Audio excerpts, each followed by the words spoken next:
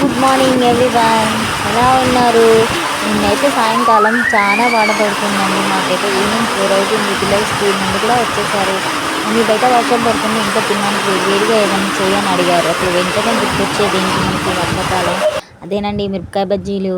కానీ బజ్జీలు వద్దన్నారు పిల్లలు. సరే సమోసా అయినా చేస్తారా అంటే అది కూడా వద్దన్నారు. సరే వెంటనే అయిపోయేది నేను ఎంచుకున్నాను నండి మన సర్వపిండి. అది ఈజీగా అయిపోతుంది. ఏ విధంగా చూద్దాం. దానికి కావాల్సింది బియ్యం పిండి, కారం, ఉప్పు, పసుపు, పల్లీలు, అల్లం వెల్లుల్లి పేస్ట్, పప్పు దినుసులు. అవి ఏంటియో చూసేద్దాం. ఏ విధంగా చేయాలో చూసేద్దాం రండి. ముందుగా స్టవ్ వెలిగించి గిన్నె పెట్టాలి. దాంట్లో కొంచెం అంత ఆయిల్ పోసేసి దాంట్లో పల్లీలు వేసుకోవాలి. ఇంకా చాలా మంది వేరే వేరే వేసుకుంటారు, అంటే శనగపప్పు, పెసరపప్పు అవి వేసుకుంటారు. నేను మాత్రం పల్లీలు, మినపప్పు వేసుకుంటున్నా. ఇలా రోస్ట్ అయిపోయాక పల్లీలను తీసి ఆ పిండిలో వేసేయాలి. నెక్స్ట్ మినపప్పు వేసుకోవాలి. దాన్ని కూడా లైట్గా రోస్ట్ చేసి అది పప్పులో వేసేసి నేను మీకు చూపించిన విధంగా అల్లం వెల్లుల్లి ప్లస్ ఉప్పు, కారం, పసుపు, కరివేపాకు, జీలకర్ర, కొంచెం అంత ఆయిల్ వేసేసి మంచిగా మిక్స్ చేయాలి. అదంతా పిండిలో కలిసేలాగా చూసుకోవాలి. ఇప్పుడే ఉప్పు కారం చూసేసుకోండి, ఎందుకంటే తర్వాత వాటర్ పోసి పిసికాక ఉప్పు సరిపోకుంటే మళ్ళీ వేసుకోవడం కష్టం, కలవడం కష్టం. సో ఈ విధంగా వాటర్ వేసుకొని ఉండలు లేకుండా మంచిగా నీట్గా స్మూత్గా కలుపుకోండి. వాటర్ వేసుకొని కలుపుకోండి అనగానే ఎక్కువ గట్టిగా కలపకండి, అలా అని పలుచగా కలపకండి. పిండి ముద్ద చేతికి వచ్చే విధంగా కలపండి, అప్పుడు బాగుంటుంది.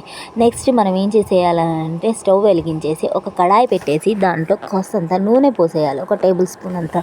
తర్వాత పిసికి పెట్టిన పిండిని తీసుకొని చేతికి ఆయిల్ పూసుకొని ఆ పిండి ముద్దను గిన్నె అంతా స్ప్రెడ్ అయ్యే విధంగా దాన్ని స్ప్రెడ్ చేసేయాలి. అలా అని మందంగా స్ప్రెడ్ చేసేయకండి, అలా అని పలుచగా చేయకండి. పలుచగా చేస్తే మాడిపోతుంది, మందగా అయితే ఉడకదు. అందుకే మీడియంలో చేసేసుకుంటే అది సరిగా ఉడుకుతుంది, మంచిగా కరకరలాడుతుంది. సో ఈ విధంగా చేసేసుకొని స్టవ్ ఆన్ చేసేసుకొని దాన్ని సిమ్లో పెట్టి చేసుకోండి. హైలో పెట్టేస్తే మాడిపోతుంది సుమా. సో సిమ్లో పెట్టేసుకొని లైట్గా అప్పుడప్పుడు మధ్యలో అటు ఇటు గిన్నెను తిప్పుతూ ఇలా రోస్ట్ చేసేసుకోవాలి. ఎక్కువ ఆయిల్ అయితే తీసేసుకోవచ్చండి. ఇది రోస్ట్ అయిందని ఎప్పుడు తెలుస్తుంది అని అంటే పైన రెడ్గా బ్రౌనిష్ కలర్లో మంచిగా రోస్ట్ అయిపోతుంది. మనం చూస్తున్న విధంగా ఇలా తెలిసిపోతుందండి.